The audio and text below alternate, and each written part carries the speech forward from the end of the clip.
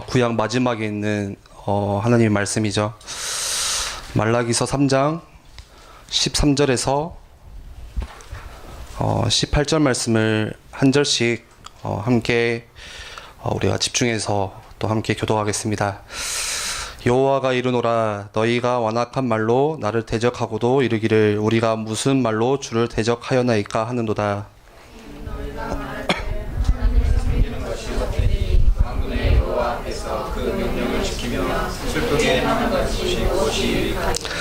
지금 우리는 교만한 자가 복되다 하며 악을 행하는 자가 번성하며 하나님을 시험하는 자가 화를 면한다 하노라 함이라. 그때 여호와를 경외하는 자들이 이스라엘 만남에 여호와께서 그것을 분명히 들으시고 여호와의 경외하는 자와 그 이름을 존중히 여기는 자를 위하여 여호와 앞에 있는 기념책에 기록하셨느니라.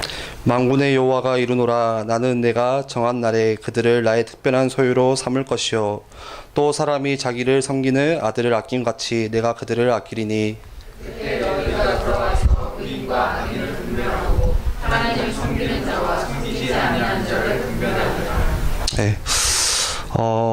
날씨도 많이 덥고 조금 피곤한 시간인 것 같습니다. 제가 청년부에서 이렇게 말씀을 나누고 설교를 할 때는 중고등부와는 또 다르게 조금 이렇게 판서를 안 하는 편이에요. 중고등부는 워낙 이제 랩런트들이 말씀을 안 듣다 보니까 한자라도 좀 각인시키려고 계속 판서를 해야 또 그거를 적기도 하고 듣는 이렇게 랩런트들이거든요. 그래서 그렇게 하는데 청년부는 딱히 제가 판서를 사실 좋아하지도 않고 해서 여러분들이 조금 편안하게 말씀 들으면서, 사실 우리가 말씀을 많이 적는다고 해서 그게 뭐 다 내 것이 되냐, 그건 아니거든요. 예, 우리가 어쩔 때는 저는 그러더라고요.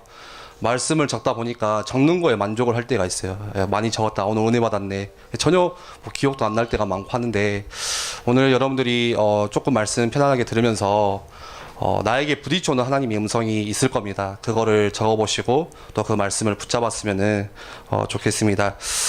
제가 예전에 어떤 분하고 이제 이야기를 하는데, 그분이 그렇게 이야기를 해요. 교회를 내가 오래 다니긴 했는데 시간이 참 아깝더라. 어렸을 때부터 되게 신앙생활을 해오고 교회도 다니고 예배도 드렸는데 시간이 이제 돌아보니까 시간이 아깝다는 거예요. 그래서 뭐 특별히 교회를 와서 얻은 것도 없고 내가 예배를 드리면서 크게 나에게 뭐 보탬이 되는 것도 없고 차라리 그 시간에 내가 다른 것을 하고 조금 내 거 준비를 하고 내가 해야 될 일을 했더라면은 훨씬 더 유익한 시간이 되지 않았을까, 그런 이야기를 하더라고요. 그래서 그렇게 생각하다 보니까 이제 교회를 왔다 안 왔다 그렇게 이제 반복을 했었어요. 근데 나중에 지나고 보니까 삶이 내 계획대로 되어지는 것이 아니라 계속 이제 내 계획대로 된 게 아니라 어려워서 지금까지 삶이 그렇게 왔다, 이렇게 이야기를 들었었어요.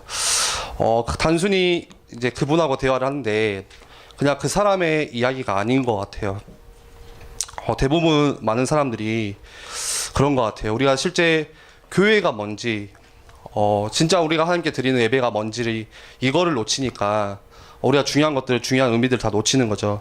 어떠한 기독교 통계를 보니까 교회를 그만두는 이유, 이게 나와 있어요. 많은 사람들이 이제 교회 왔다가 교회를 그만두는 이유가 뭐냐, 여러 가지가 있어요. 어떤 사람은 대인관계 때문에 왔는데 친구가 없다는 거죠. 특히 우리 새가족들은 그런 마음들이 더 있잖아요. 왔는데 교회 시스템이 또 별로예요.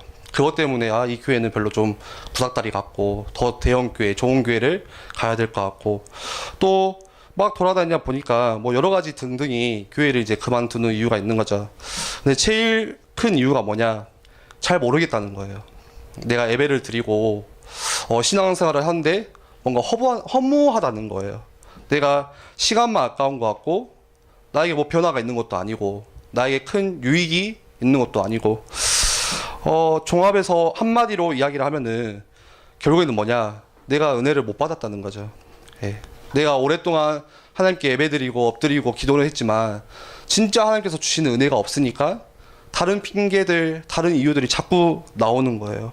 그러면서 하는 간증들이 뭐냐, 그런 말 들어봤잖아요. 교회에 내가 오래 다녔는데 내가 신앙생활도 하고 청년회장도 나도 했었는데 나중에 지나고 보니까 별로 도움되는 게 없더라. 예. 특별히 우리 직장 생활 하다 보면은 교회 다니는 분들이 꽤 많을 거예요. 주변에 같이 직장 동료 중에 또 상사 중에 한번 이야기를 해보세요. 우리가 보통 관심이 없으니까 잘 이렇게 이야기 안 하잖아요. 근데 이야기를 해보시면은 거의 이렇게 생각을 하세요. 나도 어렸을 때 교회 가봤다. 나도 청년 때 너네 나이 때 교회 열심히 다녔는데 별로 도움도 없고 별로 와닿는 것도 없고 그렇더라. 그렇게 이야기를 하거든요. 오늘 우리가 말라기 말씀을 읽었는데 말라기 말씀을 보니까 여기서도 사람들이 가지는 불평이 두 가지가 나와요. 14절하고 15절에 나와요. 14절에 먼저 이렇게 말을 해요. 말하기를 하나님을 섬기는 것이 헛되니 만군의 여호와 앞에서 그 명령을 지키며 슬프게 행하는 것이 무엇이 유익하리요. 다시 말해서 쉽게 말하면 내가 신앙생활 하는데 뭐가 유익하냐 이거예요.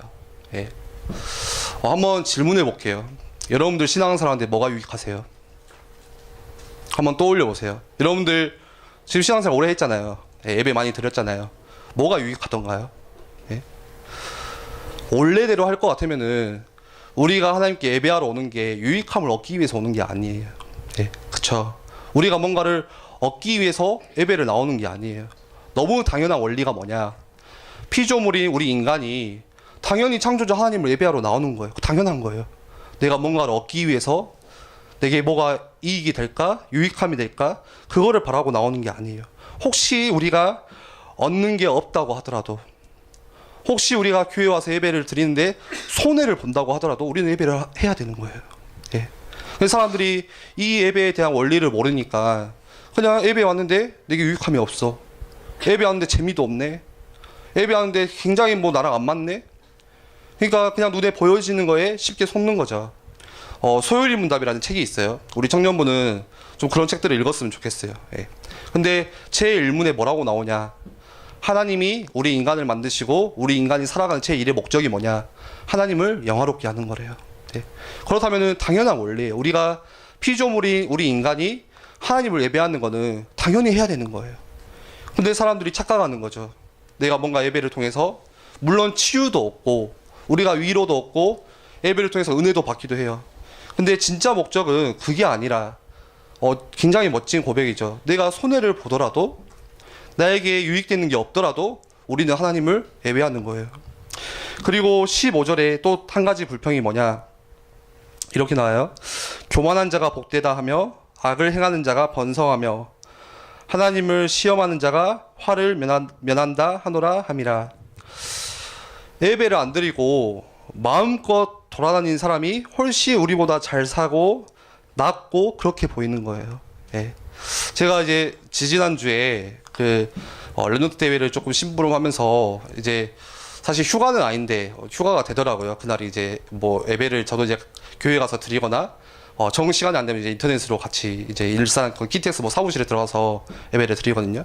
그래서 오후에 딱 나오니까 갑자기 맨날 이렇게 설교하고 주일날 사역하던 제가 뭔가 일이 없으니까 굉장히 이렇게 마음에 여유가 저도 모르게 생기는 거예요. 그래서 이제 운전하면서 잠깐 어디 갔다 오려고 갔다 오는데 무슨 차가 그렇게 막히는지 뭐 휴가일 수도 있고 그러겠지만 주일날 어디를 그렇게 다들 가시는지 바빠요. 막 놀러도 가고 영화도 보러 가고. 근데 순간 내 마음에 부럽더라고요.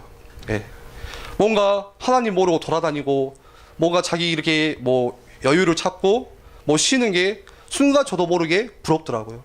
우리도 그럴 때 있잖아요. 예. 일요일날 차라리 쉬고 싶다.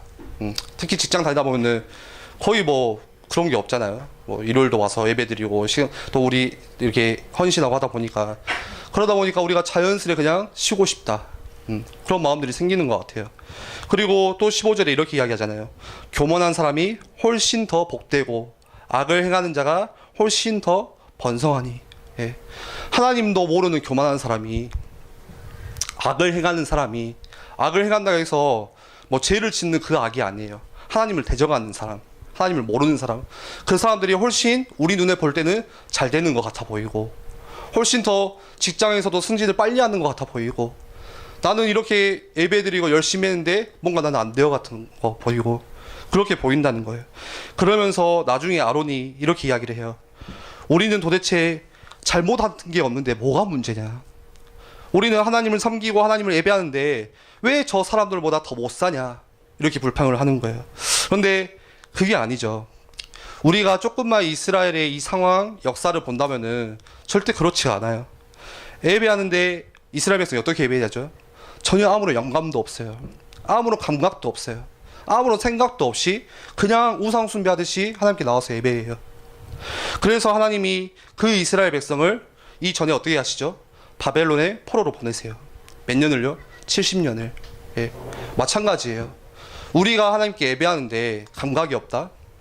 아무런 뭔가 영적인 감각도 없고 그냥 예배드린다 아무 생각 없이 똑같이 우리를 하나님께서 사랑하시기 때문에 바벨론으로 보내시는 거예요. 왜 우리에게 문제가 오죠?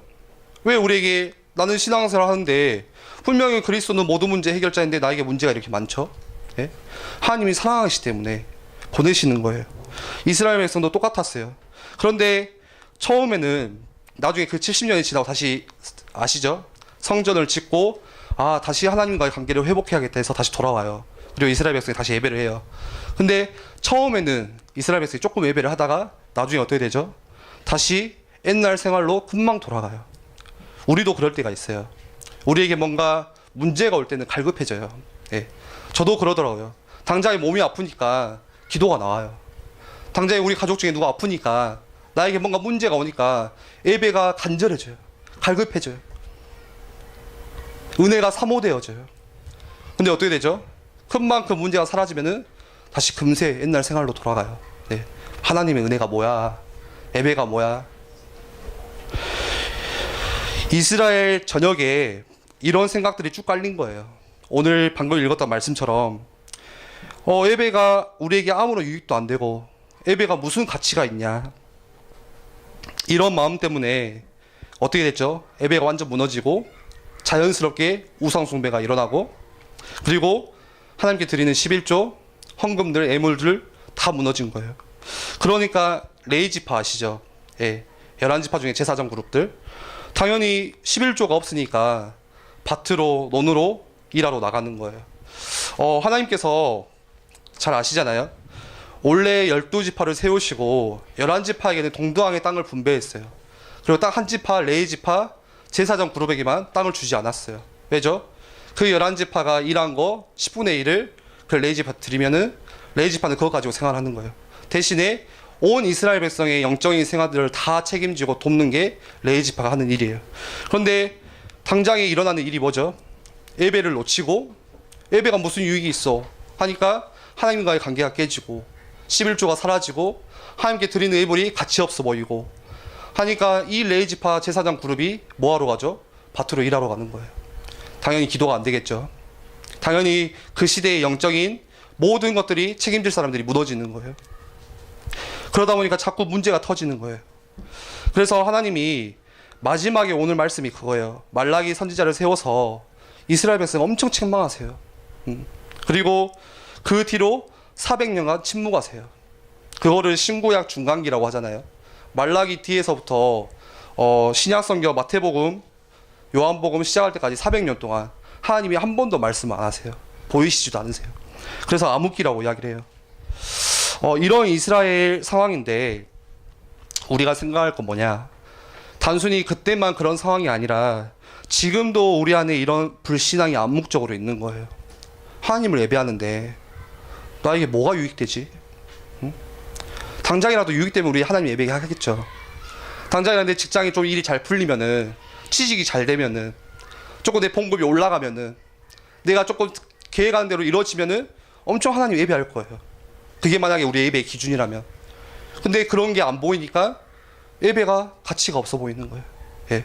당장 내가 해야 될 일이 급해 보이고, 당장 내가 지금 뭔가 해결할 때 문제가 더 귀하게 보이고, 더 조급해 보이고.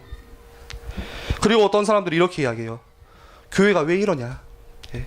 다 놓치고 있는 거죠. 이상하게 교회 올 때 누구에게 배웠는지 모르겠어요. 근데 다 각자의 기준 가지고 와요. 예. 하나님 주신 기준 아닌 것 같아요. 누구한테 들었는지, 아니 누구한테 배웠는지 기준 가지고 교회 와서 교회가 왜 이러냐 이러는 거예요.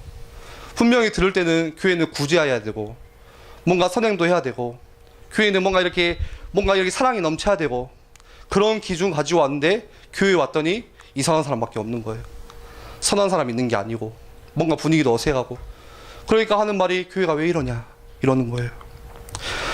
구제 선행은 좋은 거죠. 그런데 교회의 본질은 아니에요. 우리가 이거를 바로 아셔야 돼요. 교회가 어떻게 진짜 이 땅에 존재해야 되는 진짜 이유가 뭐냐, 이 두 가지만 기억하셨으면 좋겠어요. 우리가 세상에서 6일 동안 살 수 있는 모든 힘들을 얻는 게 교회예요. 그게 예배예요. 우리가 이 예배 속에서 여러분들 6일 동안 세상 살아가잖아요. 월화수목금토일 동안. 그 속에서도 사람들 만나고 생활하잖아요. 여러분들 오늘 드리는 예배를 통해서 6일 동안 승리할 수 있는 큰 힘, 하나님은 그 힘 가지고 기다리고 계시는데 그거 다 얻어가시는 게 예배예요. 교회예요. 근데 내가 이 힘을 놓친다, 어떻게 되죠? 세상을 살리는 게 아니라 하나님께서는 우리를 세상의 소금으로 빛으로 살리라고 부르셨는데 세상에 끌려다니게 돼요. 왜요? 내게 힘이 없으니까. 예. 누구를 뭐 돌봐줄 여유도 없는 거죠. 예. 직장 보고마, 현장 보고마 근처에도 못 가요. 왜요? 힘이 없으니까. 당장에 나에게 온 작은 문제, 이것도 이겨낼 힘이 없으니까. 그리고 교회가 뭐 하는 것이죠? 세상에 그 어느 것도 말해주지 않는, 뭐죠?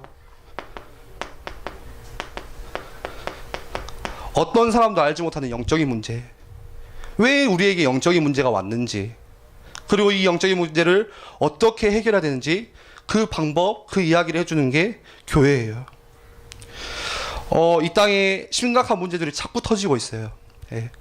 당장에 우리가 뉴스만 봐도 뭐 전쟁이니 기근이니 여러 가지 질병이니 자꾸 터지고 있어요.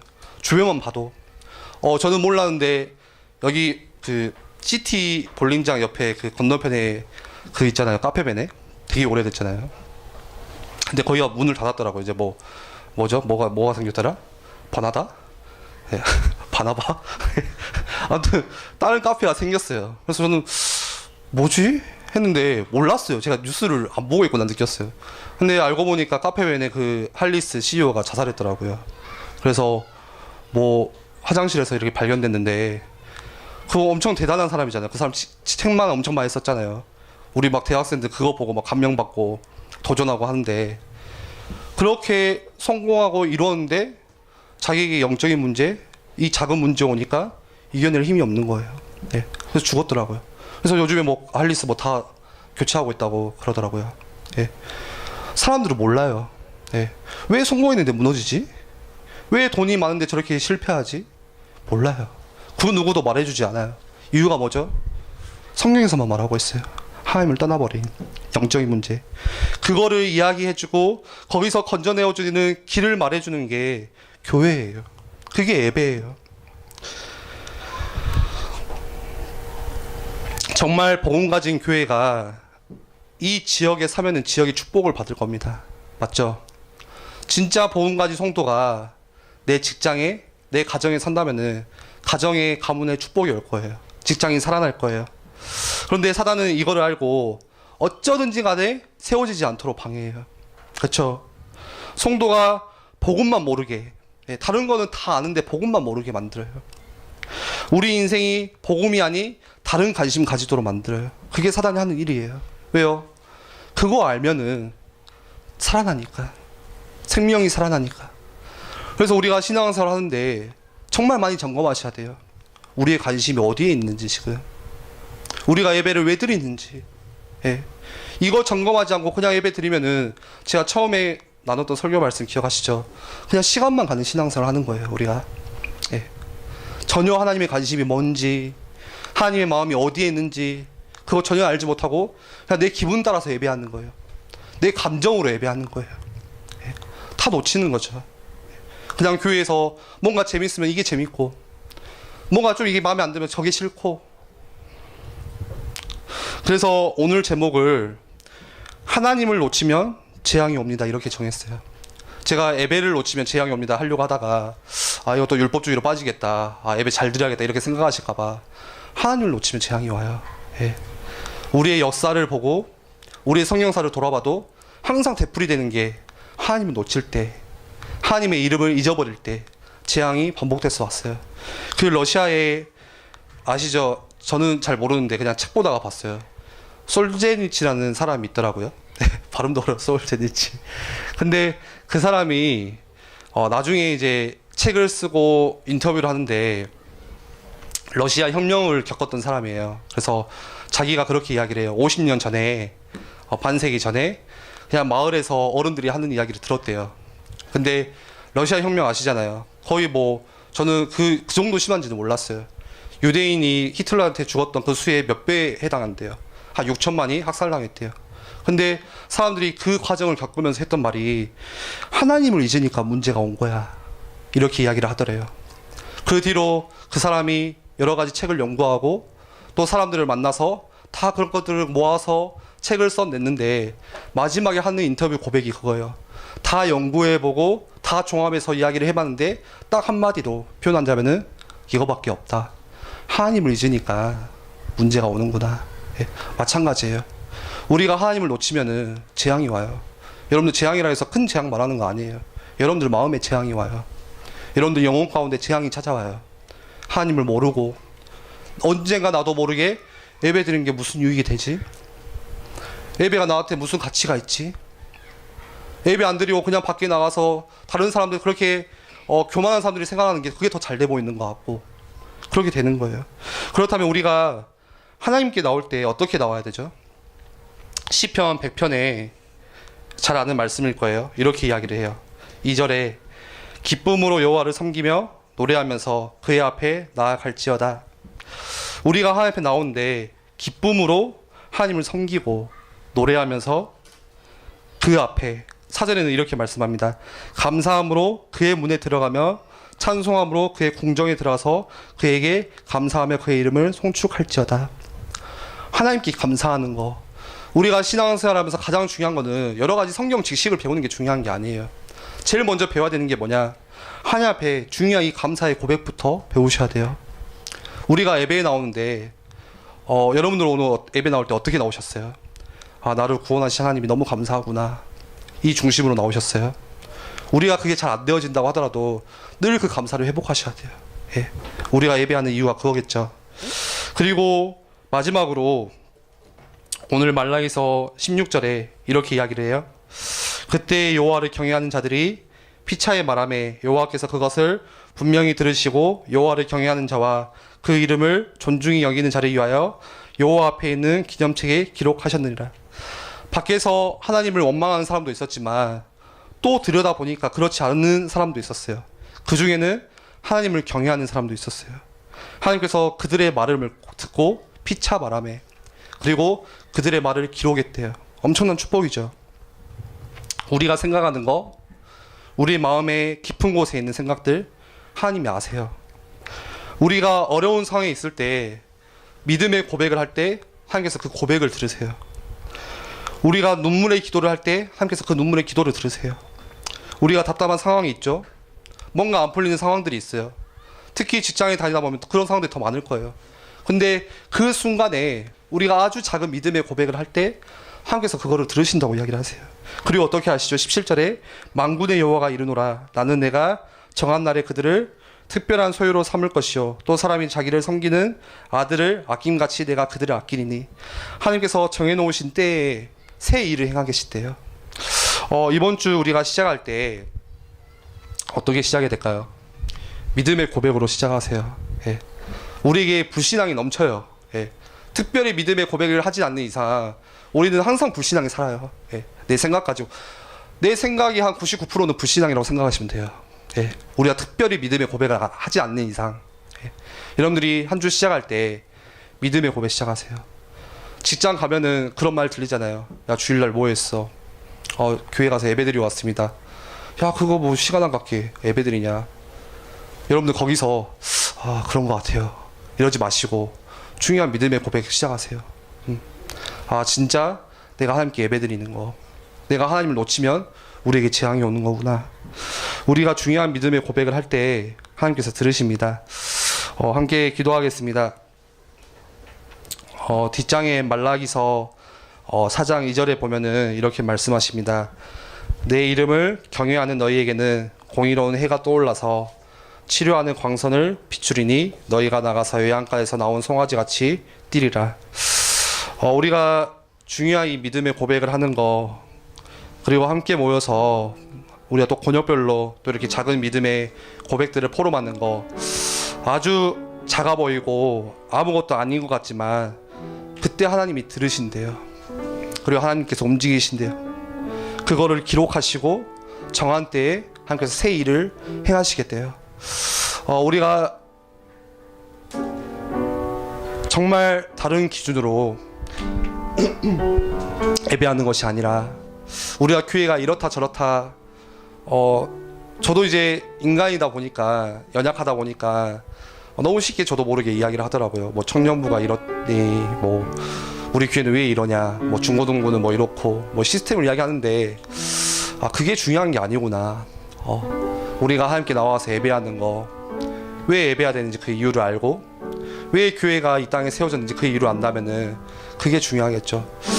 함께 기도했으면 좋겠습니다. 우리 청년부가, 또 내 개인이, 우리 모두가 진짜 하나님을 놓치지 않고 하나님께 예배할 수 있는, 우리가 진짜 이 영적인 문제, 하나님 몰라서 주하고 있는 그 영혼들에게 정말 그리스도의 이 복음 전달하는 거, 이게 우리가 살아가는 목적인데, 아니 그 이유 잊지 않도록 오늘 우리에게 은혜 주시고, 또 우리가 오늘 드리는 예배 가운데서 정말 중요한 이유들을 발견할 수 있도록 역사해 달라고 우리 함께 같이 기도하겠습니다.